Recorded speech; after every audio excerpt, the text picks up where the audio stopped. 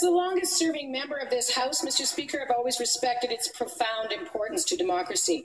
You will all remember that I grew up watching my father debate here. I watched him and Premier Lougheed engage in a robust but fair exchange of ideas and ideals.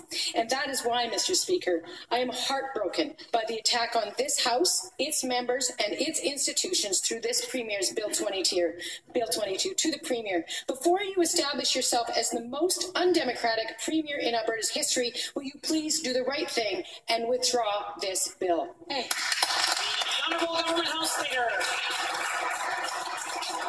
Mr. Speaker, the fake outrage from the NDP is ridiculous. This bill does a simple thing. It consolidates the election authority system within our province to be in line with every other province inside the country and the federal government.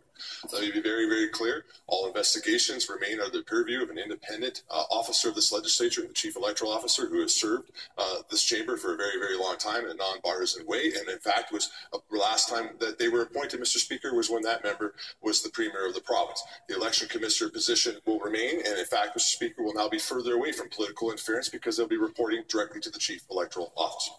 The leader of the official opposition. Mr. Speaker, winning the election does not give the Premier unfettered power to do whatever he wants. Our democracy demands oversight through this House, its institutions and officers, and the judiciary, and all must be independent. Yet this Premier's decision to fire the Elections Commissioner, someone who's actively investigating the UCP fraud, is an attack on democracy, a cover-up of the truth, and could even constitute an obstruction of justice. To anyone on the front bench, how can you let this level of corruption into this people's legislature? Hey. Yeah. The Honourable Government House Leader. Mr. Speaker, also a ridiculous statement. Let me quote somebody. It's important to ensure that the varied activities of an election management body are directed by the organization and not controlled by some other level of government or the assembly bureaucracy. Who said that? The current election commissioner of Alberta, Mr. Lorne Gibson, in a white paper on independence and accountability of election administrations that he wrote for the Northwest Territories in December 2016. This simply does exactly what Lorne Gibson suggested, brings the entire election system under one body, remains with an election commissioner position, and the chief electoral officer being independent officers of this legislature. The Honourable, the leader of the official opposition. Absolutely missing the point. Let's all remember, in his bid to lead the UCP, the Premier's campaign set up a stalking horse, the kamikaze candidate Jeff Callaway. Then his staff ran this man's fake campaign from the shadows, a campaign funded by illegal donations, just to attack Brian Jean, who served this province with integrity. Now, the Premier has always shown disrespect for democracy in his own party, but now he's showing disrespect for the law. Why is this government covering up for him by firing the Elections Commissioner in the middle of an investigation? Yeah. The Honourable, the Government House Leader. Mr. Speaker, the Premier has already been clear. Those allegations are ridiculous by the official opposition leader. But in addition to that, Mr. Speaker, no one is firing anybody. We are consolidating the system, bringing the election commissioner position back to how it was, or back to a system that was closer to where it was in 2018 before the NDP government changed it. The election commissioner position will remain. It will be underneath the independent officer of this legislature in the form of the chief electoral officer, a position that has served this chamber for over a century very, very well. The current occupant of it, I trust completely to operate within a nonpartisan way. The Honourable, the leader of the official opposition. The issue is not who that member trusts or doesn't trust, Mr. Speaker. Now, Canada's criminal code prevents willful actions to obstruct justice. The demotion or firing of an independent officer of this legislature in the middle of an investigation into UCP operatives, into fraud and illegal donations tied to the Premier's own leadership race sounds pretty obstructive to me. This Premier is using the power of his office to politically prevent investigations into fraud and corruption surrounding his friends and his party. Why is this Justice Minister protecting this Premier and his corrupt friends? What are they hiding? The Honourable, the Government House Leader.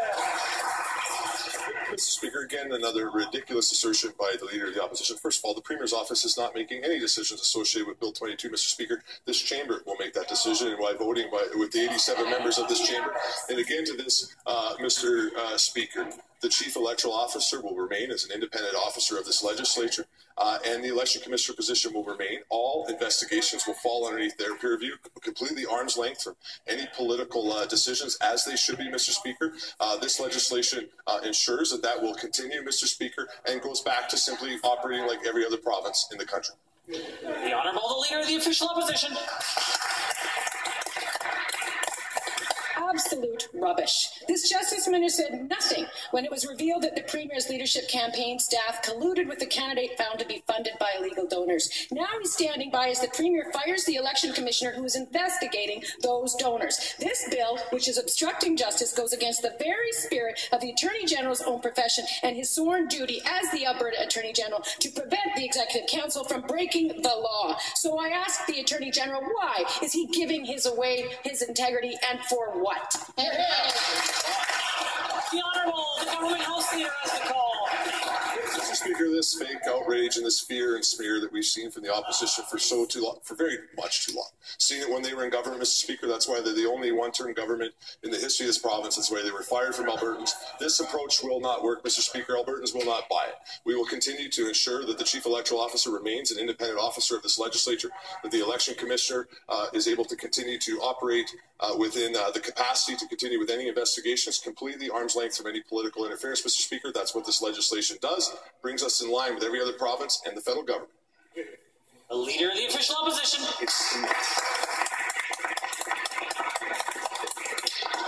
The House Leader is misleading the House, but the Premier is saying that Albertans are subject to one set of rules, but when it comes to himself, it's a whole new world, and he can rewrite them as any cover-up demands. He's firing the Elections Commissioner, asking his cabinet to play along in this abuse of power, and then displaying a cowardly refusal to answer for his own actions. Why won't the Premier explain to Albertans what exactly it is he is trying so hard to hide?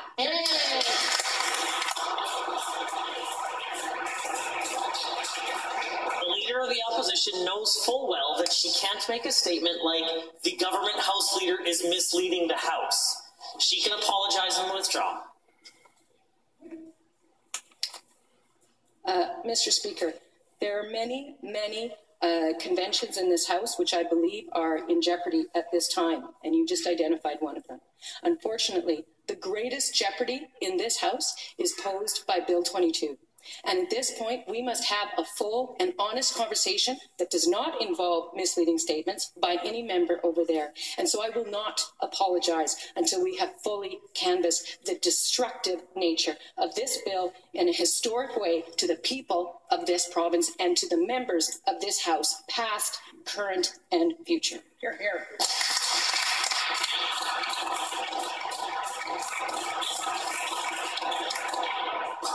The Leader of the Official Opposition. She's the longest serving member of the Assembly. She knows the rules. The rules are that you may not make an accusation against another member that would indicate that they are misleading or lying to the House. This is a very serious matter, as is Bill 22. The Honourable Member will know that the Speaker takes no position on Bill 22. Whether it is a good bill or a bad bill, there will be plenty of time for debate. What the Speaker's requirement is that the rules of debate are followed. If she chooses not to follow them, she won't be allowed to be in the House. Those are the rules that the House has set out, which she is a member of. The Leader of the Official Opposition can apologize for making the statement and withdraw, or she knows what the step after that is. Mr. Speaker, you are right. I am the longest serving member of this House. And before that, I was a political staffer. And before that, I was a political activist. And before that, I watched my father in this House. And I know how important the traditions of this House are. I know how important the officers of this House are. I know how important the conduct of this House is, and the fact that we all got here fairly by rules which we all agree to follow. Bill 22 goes directly at the heart of that, and it is a far bigger threat to this House than whether or not I said people over there misled or the House Leader misled specifically something that is in writing in front of this House already in the legislature, which is what he did. But more to the point, Mr. Speaker, we see a corrupt act to interfere with an investigation in this House. And we must be able to call it what it is, because I've never seen a threat to this House like Bill 22, not in the province's history. And so I cannot apologize. Appreciate your comments. The Speaker has risen again.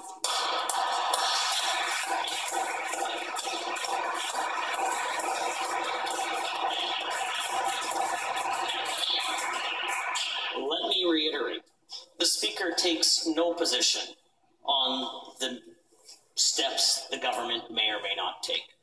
I have no feeling about the bill at all and the importance that it has to the Assembly.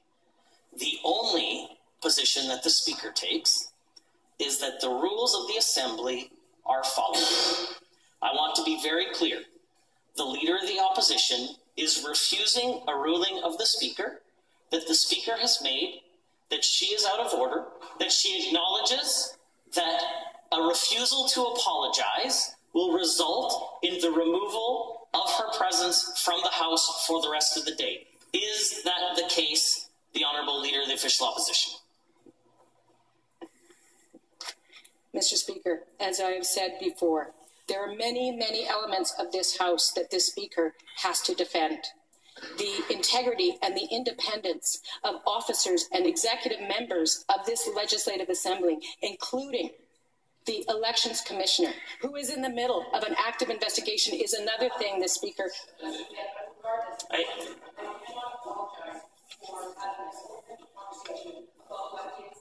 No. Thank you, the Honourable Member. I never asked you to apologize for having an open conversation, because obviously that would be outside of the purview of the Speaker's role. What I have asked you to do is follow the rules of the Assembly, in which you've chosen not to. And so then, according to Standing Order 24.2, the Speaker may name a member and require them to be removed from the Assembly, at which time, Rachel Notley, you are no longer permitted to be in the Assembly for the rest of